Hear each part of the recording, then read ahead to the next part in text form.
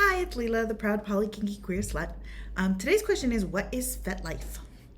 So FetLife is a social media app, like platform. It's a website and an app that is for kinky, sex positive socializing. So it's pretty straightforward. You set up your profile, you can list your kinks, you can invite people to events, you can find events in your area. FetLife is a great way to find events in a lot of spaces because especially if you don't have like clubs, if things are happening more in people's houses and things like that, a lot of times they'll post them on FetLife. It's also a platform that allows for some anonymity. So I know several of us have issues with like if things that we do in our sexual lives were public and searchable on the internet under our birth names, then it could create a situation where that would have an impact for our employment and our safety and our family dynamic. So it allows for some of that, and it's a place where you can absolutely look at and post nude content, kinky content, those kind of things. So it is social for sex positive kinky people. That's what it's for. Some people also use it as a dating app, so you can message people and see if they respond. It's not actually a dating app though, so it's not. It doesn't have that curated throws people in front of you based on any kind of algorithm or anything like that. It's very organic. It's also very useful as a way of exchanging contact information in a way that's kind of safer than phone numbers. And I don't know. I mean, I have some mixed feelings about the way that we approach anonymity in sex positive and kinky spaces right now.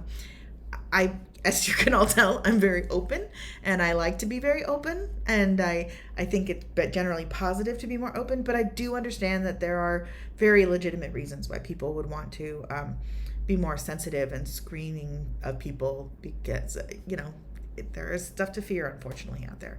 But yeah, it does. It provides a medium for that, and it also provides a place where you can do things like post a picture of your boobs and have people be like, "Yay, this is gorgeous," and that feels really good. There are also all sorts of gorgeous kink pictures that you can find on FetLife. So lots of beautiful rope, lots of beautiful bruises, a lot of discussion. And again, events. I really love that it's a place where people can post their events that are going on and how you can get in touch with the host for vetting for those events and for connecting with other kinky people. It's a really good way to find community around sex positivity and kinky things. And it's called FetLife because it's built around fetishes. So it's very much sex positive, fetish oriented. So it's not all kink. Certainly there are a lot of people who are into foot fetishes and other things on there. It is very sex. It is sex heavy, and it is a adult only sex heavy platform where, there are some people whose profile pictures are genitalia. So know that going in. This is not something to start a profile on if you don't want to see sex. If you're offended by nudity, I would suggest you completely avoid it.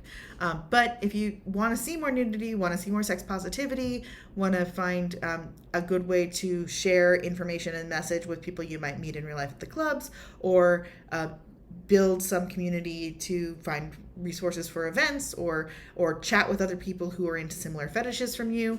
Or if you're one of those people who, I don't know who these people are, but if you're one of those people that just wants to strike up conversations with strangers and get random dick pics, that's also something you can do on FetLife. So lots of avenues to explore there. So I'll put a link to FetLife in the show notes for this one.